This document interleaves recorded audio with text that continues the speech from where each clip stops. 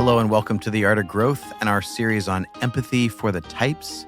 Today is the Type 2. My name is Jim Zartman, and today Joel Hubbard and I will be giving you a behind-the-scenes look at what it's like to be a 2 and have some awareness around what they struggle with. So if you do not get our newsletter, you can sign up for that at theartofgrowth.org. And one of the things you would be hearing about if you received it right now is that we have a new certification cohort starting in January, and you can sign up for that now at our website. And the cool thing is we are now officially a recognized school with the International Enneagram Association, the IEA. And so those who get our certification are recognized by the International Enneagram Association. And this year, following the practitioner's certification, there will also be a coaching track. And if you're certified, there will be an opportunity to do an intensive where we take you through everything we do with a corporate client, where you could take what we've developed over the last several years and walk into a corporate client and train them yourself. So a lot of great stuff coming up in 2024. So check all of that out at theartofgrowth.org. But for now, my friends, let's jump into talking about empathy for the Enneagram Type 2.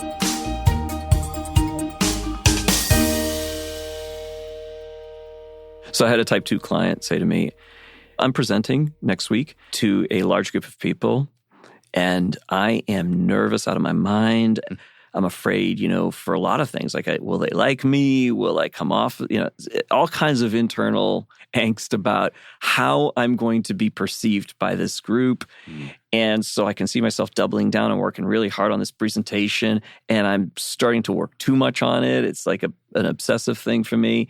And so I said to him, dude, you're a 2, right? Just like start off the presentation by saying, hey, listen, I'm anxious because I need to know that you guys like me.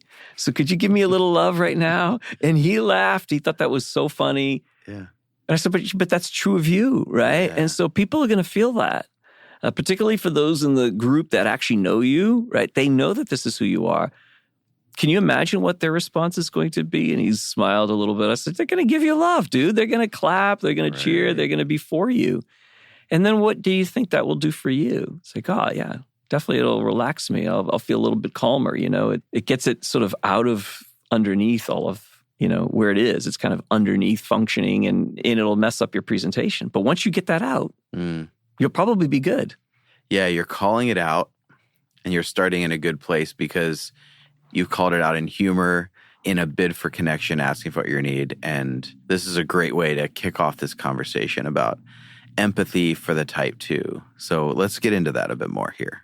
So as we continue talking about empathy for the types, here we are in the Heart Center, and the Type 2 has this starting point. If you can imagine for a moment what it might be like to have your starting point as you are not sure that you are loved.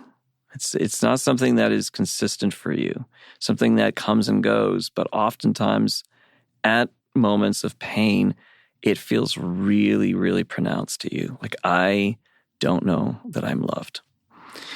And for a lot of other people, it's, well, how could you not know that? That's sort of the question, like, well, you are loved, or, what evidence do you have that you're not loved? But again, we're talking about this sort of existential experience, which is something that doesn't have a rationality to it. Its origins are unknown to us.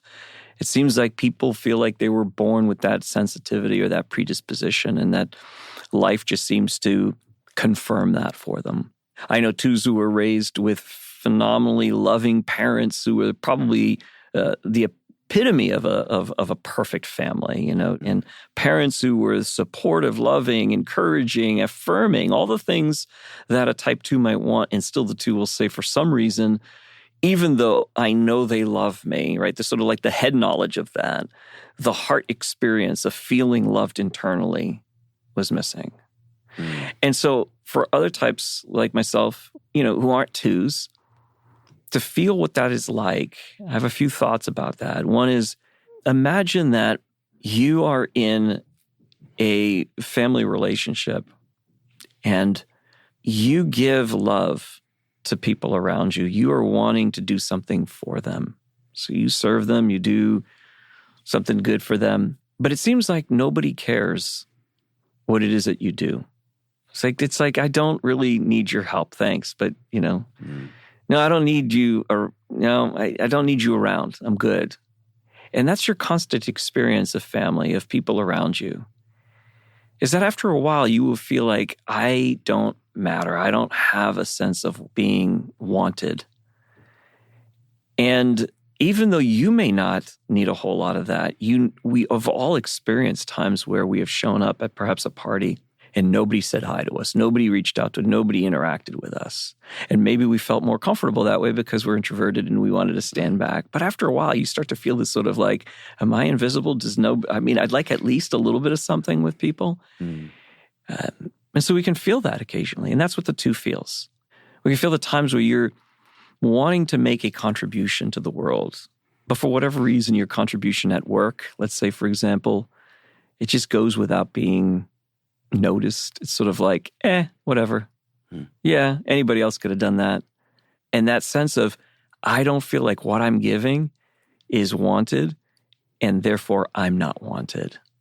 And so there's this internal sense that it can function sometimes very quietly for 2s, and at other times it comes back pretty strongly. And like, I don't know that I'm really loved or wanted in this space. And that is the pain point. That is the part that we, I think, can come alongside and start to feel. And at times I've looked at my own life and thought, oh yeah, I know those times where I felt like whatever it is I'm contributing does not seem to matter. I can't seem to break into this new group over here. I've just joined this new group and I'm on the outside. And so I might do an extra thing to kind of like, sure, I'll get this for you. Yeah, I'll do that. It's kind of an entry point for me is I'll do something for the group to show that I genuinely want to be part of what's happening here. And yet, for some reason, found myself having a hard time breaking in. And that's a terrible feeling. It's a feeling of like you don't exist or you don't matter. So those are some of the access points for a lot of us, is to look at your own story and to see where that has happened for you. And as you remind yourself of that, that can help you to start to feel internally what it is like to be a 2. You're not going to feel entirely what a 2 feels, and nor are you going to go about it the same way if you're not a 2. But you will feel similar feelings of knowing the times where you have felt unloved, not appreciated, not wanted. And that's where I think solidarity can come in. That's sort of the side-by-side, like, all right, I'm with you. I'm with you in this space. Yeah. And I think all of us, to a certain extent, can relate to an experience where we wanted to be important to someone else. This experience where, am I important to you? Because if I'm important to you, that says something good about me. Yeah. And so you're meeting with someone you really respect, someone you really look up to, someone you really like, oh, I would love to be important to that person because that will give me a sense of meaning, a sense of identity. Who am I? And you may have had that experience where you're meeting someone and your mind is going through, your feelings are being like, I hope I can connect to this person. I hope this person sees something in me that is valuable, that is important, that will affirm something I want to believe about my own sense of being in this world. And in that place, you're tapping into that bit of the 2 within you. Mm-hmm. Because if I'm important to you, it means that I can benefit you in some way. I can meet some kind of a need, even if it's conversational, friendship, emotional, romantic, service. Or it could come into a lot of different categories, but I have something to offer. And that means that I have a sense of meaning in who I am. So it says something about my identity. Mm-hmm. But the starting point is with others. And I think where my empathy comes in with 2s when I remember this is this place of remembering that they're always trying to like measure the distance. Not that they want to be close to everyone, but those that they find important, they want to also be important to. And that they're managing that relational distance between us. And so there's this mechanism in them that is always trying to calculate, how do we have a good connection, a good interaction between us, because you're important to me and I want to be important to you. Mm-hmm. And so that mechanism that's always functioning can be an incredible gift to create connection, but it can also be exhausting if you feel like you're trying to make that connection and you're not getting a response back. The Gottmans in romantic relationships, when they're talking about couples that last, and their research always goes back to a few key components, but one of them is this idea of the bid for connection. And our relationships that are most important to us, we are making bids for connection. And so you see this like two heart in there that's saying, can we connect in this way? Yeah. Can I be important to you? And when it's reciprocated, it feels so good. Yeah. It's such an incredible point of saying, I am valuable, I am loved, I have meaning. But when, you hit that ball across the net and then the other person just watches it go by, that's what's so painful. It's like there's no reciprocation of energy, of emotion, of saying I'm also important to you. And there's no receptivity as well. So if you imagine one of the greatest gifts that twos teach us is when you do for somebody else, there's something so rewarding in just doing that. And it feels so good, right? You've served somebody else. But what if every time you did something for somebody you love and they didn't care? It's like it doesn't mean anything to them, or they don't receive it at all. Or they think that's just what you should do. That's what you should do. You're obligated. Yeah. That's your role. That's your job. Right. So and that's where it becomes very functional, and twos don't like that kind of functionality. Right. It doesn't feel connected. Yeah, that's really good too, that receptivity. Can you receive from me? And it's a good question for the twos, and this is something that if we turn to a little bit of the coaching for them, is learning to receive as well. Yes. Learning to be able to receive when someone else is trying to do something for you. They're making a bit of connection, and they might do it in a way that you don't recognize, just as you might do something in a way that they don't recognize. Yeah, that's really good. And then there's the part of empathy that is not just the responsibility of the world around us. What I mean by that is everybody's waiting for someone else to do something for them. It's like, well, if you are this way, then I can be this way. If you would stop being so this, then I wouldn't be so affected by this. If you created a safe space, then I would feel safe. If you, it's always everybody else has to start, or it becomes. If you would have taken this emotional, relational responsibility, then I could respond with yes. Yeah, and so if you wait forever, you're either going to starve or you're going to create an extremely dependent kind of relationship, which can be mutually dependent, by the way. It's not just that there's always one that's the giver and one that's always the taker. In many relationships, it's a mix of both, but it's where someone is being really under-responsible and then someone is over-responsible in a different area. And that can cross, so that can switch roles. So, it happens in these, much more common, I think, than most people realize. So if you are waiting to feel like someone cares for me, I'm waiting for somebody to meet my needs because I'm meeting everybody else's needs. There's two things that can be really powerful for a two and can move them out of this sort of waiting and never being satisfied. And it is that the two becomes more aware of what their needs are and then communicates those needs. And at first, it's not easy. It is incredibly difficult. It cuts across every romantic notion within the two.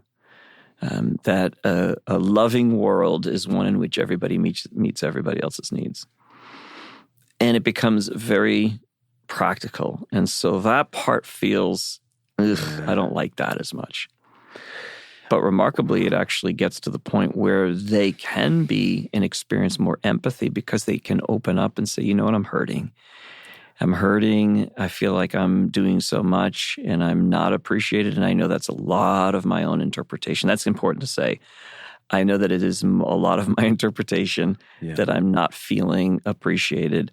And so I would love to just, have a hug or have you, look at me for a few minutes, talk to me, hear me. That is a point at which I know for me, if someone does that to me, and is not accusing me or putting it onto me, it opens up a huge wellspring of love for me. I just want to love that person.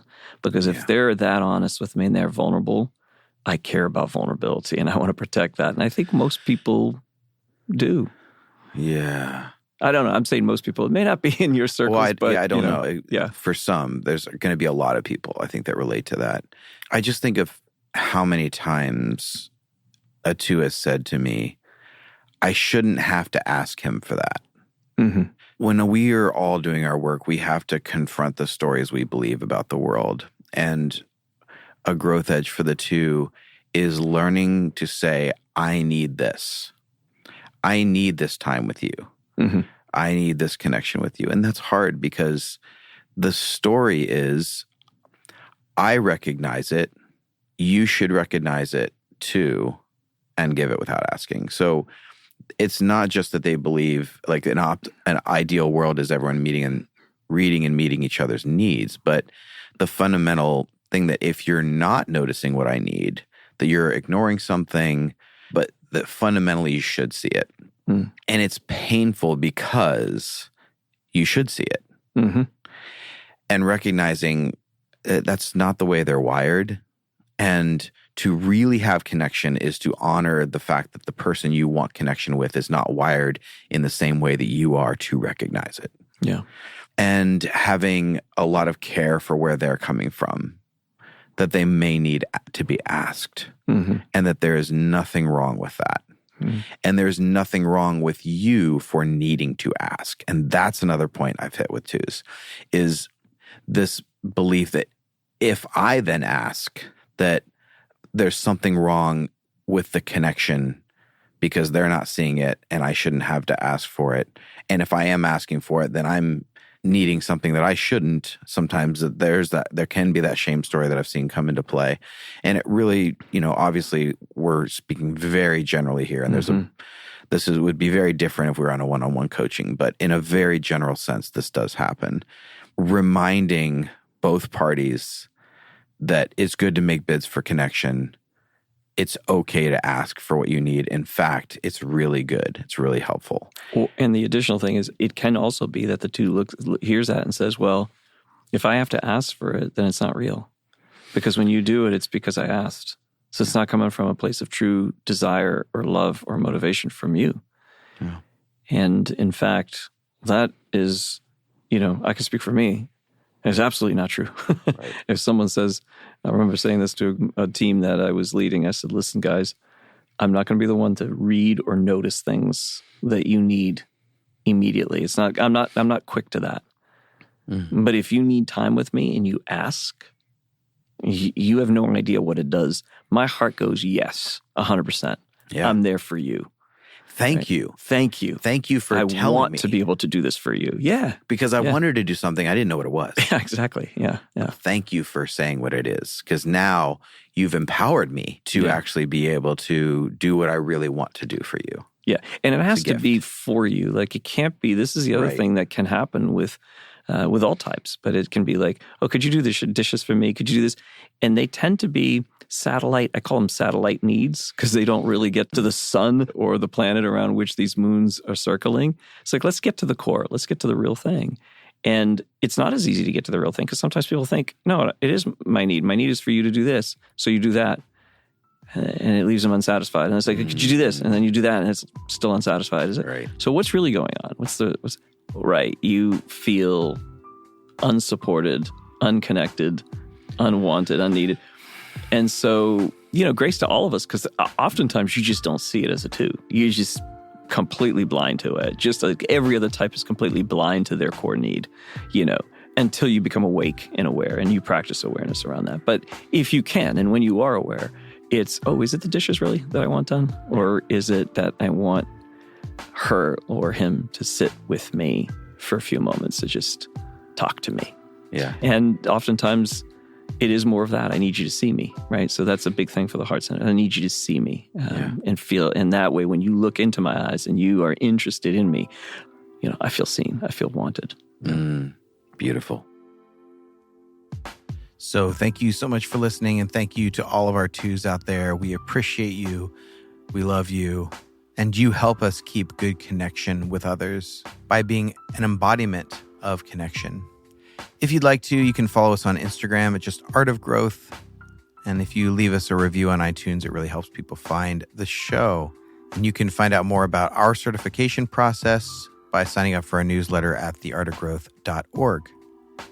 But for now, my friends, may you hold dearly the part of yourself that longs for connection, that wants to be important to others, because it is a good thing. May you embrace the part of yourself that wants to reach out to someone this week and will do that naturally. In an era of loneliness, you are a gift. So do not silence that gift in a world that needs connection so much right now, and use who you naturally are to make the world a less lonely place, to invite others in to a space of belonging. Grace and growth, my friends.